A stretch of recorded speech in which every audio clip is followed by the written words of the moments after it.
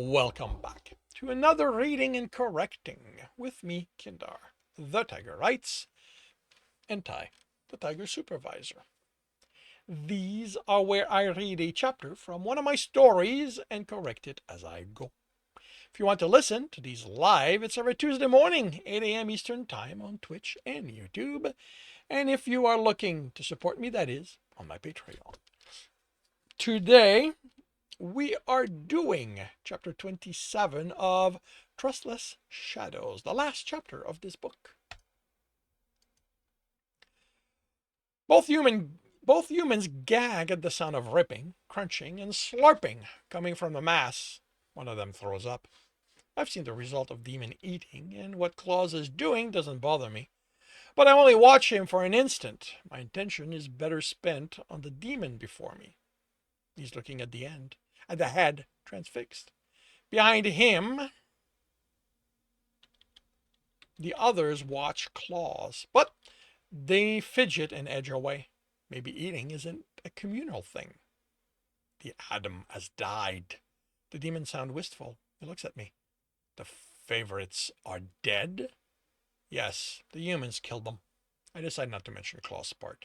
Let him think the humans are that strong. The look he gives the humans isn't impressive.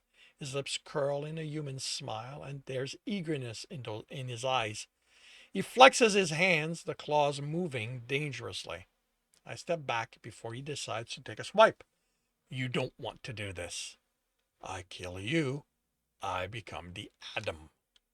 I back up again, and the soldiers do the same. You can't kill me. You can't lead your people. It isn't in your nature to gather in large numbers. Adam forced it on you. One of the machine guns moves up to eye level. Don't fire. Don't take my eyes from the demon. This isn't some kind of pissing out contest where you get to show us just how much better than us you are. That demon's intends on killing us. The captain is angry, but I don't hear any of the fear I expect. We're not killing him unless we don't have any other choice. Unless you aren't paying attention, it wants to kill you. And there's 100 of other demons behind him who look like they want to do the same. The captain's right. They're staying back because this one is more powerful than they are, but I don't know how long that will last. I hope Claus is done eating before that. I want to call him to get him to chase everyone away, but I know how much of a bad idea it is to interrupt the feeding demon. I've done it often enough in my short life. He might be older, smarter, more controlled, but if I'm wrong and he flies at me in anger, I'm not surviving that. The demon cants his head. You do not want to kill me? No, I don't. He bares his teeth in a hiss. You lie.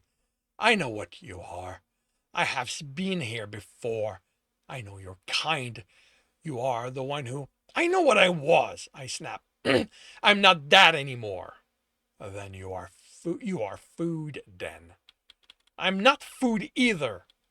That perplexes him. What are you, then? I'm someone who's fed up with all the killing.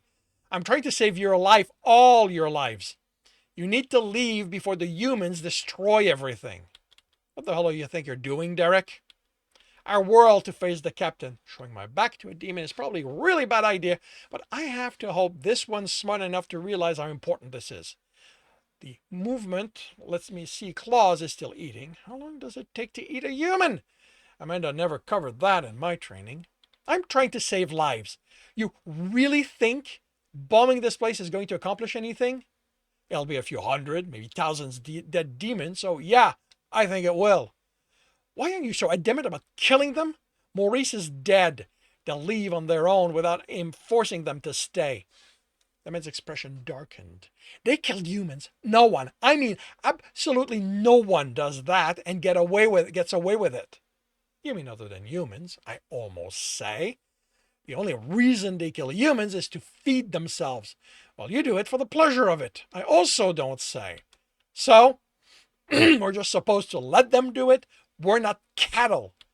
Has anyone even bothered trying to find a way to coexist? Not my job. Like you, I go where I'm told and I kill demon. Unlike you, I do what I'm told. I'm wasting my time. Fine. Then if you start something now, you don't get to rescue Amanda. She isn't involved in... Oh, sure she isn't. She's right there. You think they'll bother staying away from her? The only way you get to leave with her is if there's no fighting here. The man narrows his eyes. That sounds a lot like a threat. I stare at him, unable to understand how he got that. It's a reasonable evaluation of the situation. Adam was the only one who wanted her alive. The only reason none of them have killed her already. I want to fight. The demon growls. I spin to face him. Are you hungry? The question surprises him. No. Then what's the point? To get power? To replace Adam? What will that give you? Yes, is all the demon says. I throw my hand in the air and laugh. I'm an idiot. I just spent the last year trying to save both humans and demons. You know what? I'm done. You go right ahead and kill each other. I leave the captain and demon with perplexed expression on their face. I'm halfway to Claus when he stands. There's nothing left on the ground where he's been. The only thing of Maurice left is his head.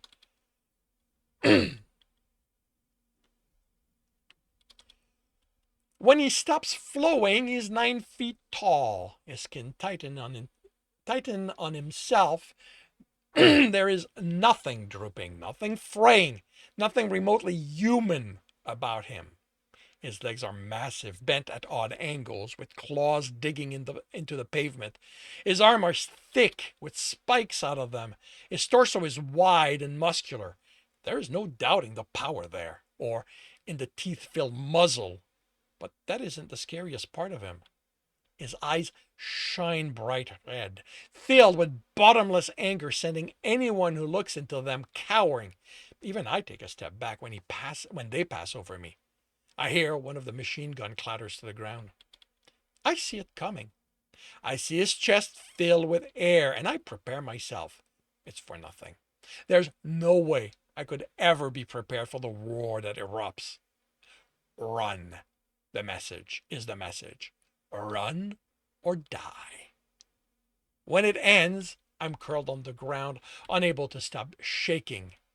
When my ears stop ringing, the sound is replaced with the clattering of claws on pavement as demons run. No, flee. I try to uncurl, to get up, but I can't move. To move from where I am means death. A rumble reaches me. Low, quiet. For me only. Comfort. Safety. I open my eyes and a black hand is before me, human size but with claws. I take it and Claus pulls me up. He looks more human now, my height, and he has adopted the look I am most familiar with, pants and a hoodie, although it isn't covering his head this time. Around us, I catch a glimpse of the last of the demons vanishing. The only one still here is the one who confronted me. He hasn't moved, but now he's 7 feet tall, his skin looking like it's made of stone with sharp edges. I get the sense that this is as large as he can make himself. The humans are still there. Klein picks up his machine gun. The captain tries to hide his fear under a mask of disappointment. The demon straightens and attempts to appear taller. He growls a challenge, a statement that he isn't cowed. Claus' response is more complex than I have heard or felt before. Amusement, disappointment, pride, chiding. The overall sense I get is that Claus sees his action as stupid, but that he admires the attempt. The demon's replying roar is louder, and the humans move away, understanding the danger in the volume, if not the tone. Pure determination. He will not be scared by anything. Claus bends down and picks up Maurice's head. He fixes the demons with his gaze as he cracks it open without any effort. The demon takes an involuntary step back and then straightens. A show of pure stubbornness. I wonder if this is one of Claus' children. Claus' response is a simple menace. and even I step away. He's done humoring this youngling. The demon tries to stand his ground, but his spine ripples, going from spike and back to plates as if trying to find a good defense. He takes a step back, then another. He turns and runs. Claws sighs. Youth, is all he says. He looks at his hand, covered in brain matter, then considers the head before dropping it. He nods behind me. I sigh as I turn. Of course, the two soldiers are aiming their rifles at us. Don't move. The captain makes his voice as commanding as he can, which, after Claw's demonstration, isn't very impressive. Oh, what? I have no idea what to think about them anymore. We kill you. Irradiated rounds, remember? If I move, Claw says, I will reap the weapon from your hands before you can fire. I sent my people away. Drop your bombs if you want. You will kill none of them. This building is safe for you.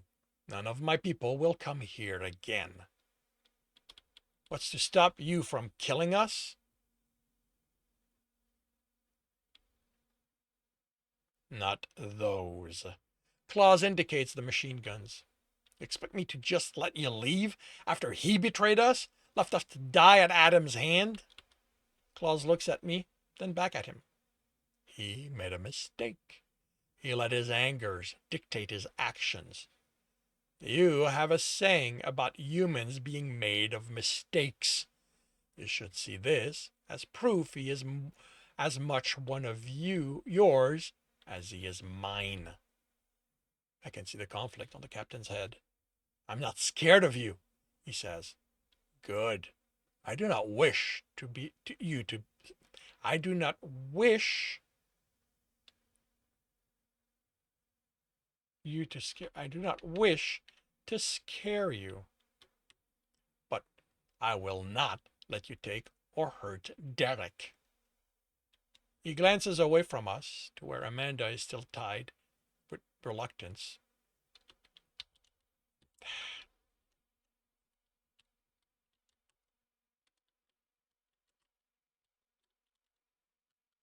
The captain glances away from us to where Amanda is still tied. With reluctance, he lowers his gun. Sir? Klein asks. Get out of here. I have more important things to deal with right now. Sir? Klein repeats. The captain pushes the soldier's gun down.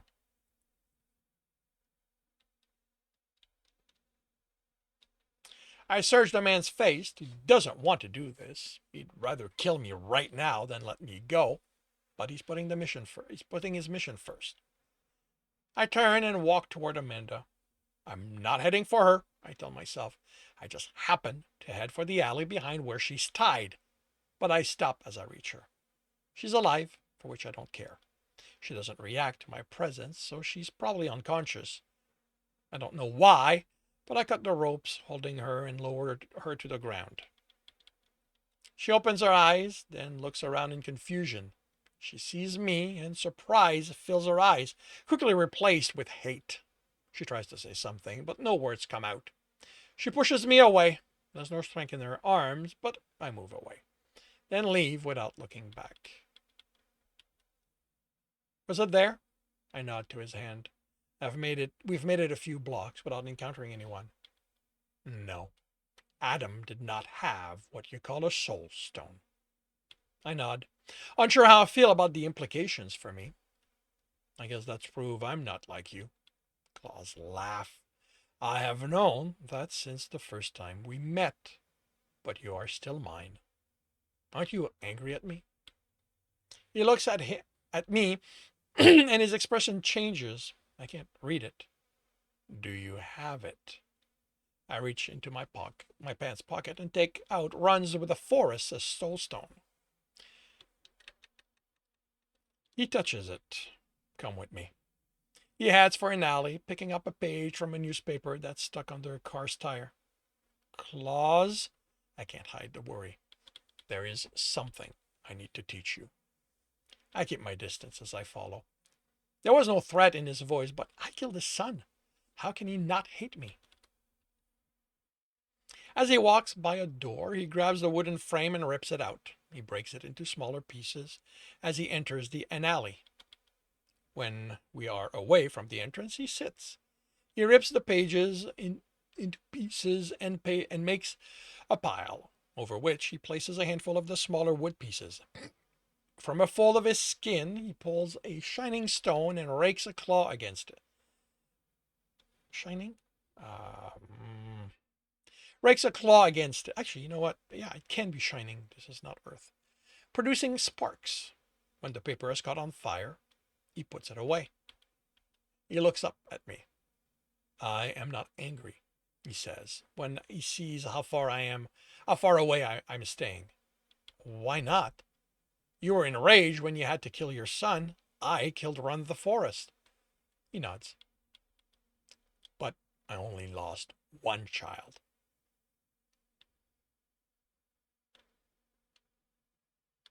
If Runs the Forest had killed you, I fear I would have lost two. He adds a larger piece of wood to the fire. How? Who else was there? That demon? The one who stubbornly refused to leave? Klaus smiled.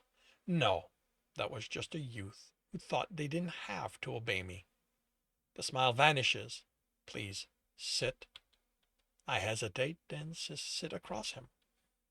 If I had learned you had died at Runs the Forest's claws, I fear I would have killed my child for that act. Then why aren't you angry with me? You're not making any sense. I know. He forces a smile. You do that to me. I'm not. I know. There's no anger in his voice, but you are still my child through Fang's essence in you. He chuckles. A very human sound. I am not always rational when it comes to you. I do not understand why. He adds another piece of wood. This is large enough. It should be done in the wild, but the first one sees everything. The first one doesn't care humans took over this place. I go to hand him the stone, but he shakes his head. This is your responsibility. Why? Because you ate him. I didn't, I know. But if you were more of mine, you would have. In terms you will understand, you killed him, so you must send him back. I don't know how. Simply place Runs the Forest in the fire. I look at the stone, all that is left of Claw's child, of Runs the Forest. I remember running with him, and I let the memory flow as I deposited it among the flames. I feel the heat through my black skin, but it doesn't hurt. I know it wasn't me who ran with him, but knowing I'll never be able to do it again hurts. Should I say something? There is nothing to be said. Runs the Forest will be with the first one, as it should be. What about the others? Who will do this for them? I'll go back and collect them. The humans will not stop me. I'm silent as I watch the stone. The edges brighten and parts flake. No, the edges brightening and parts flaking away to be carried up on the hot air. I watch them rise until I can't see them anymore, and then look at the stone again.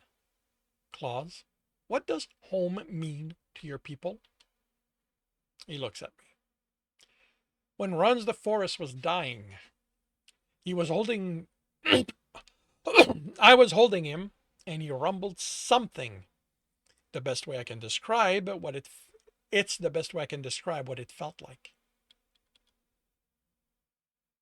Claus rumbles, and the sense of longing flows over me. I nod. I watch more of the stone flake away in the ensuing silence. The closest human term I can find for it is family. Runs the Forest saw you as family.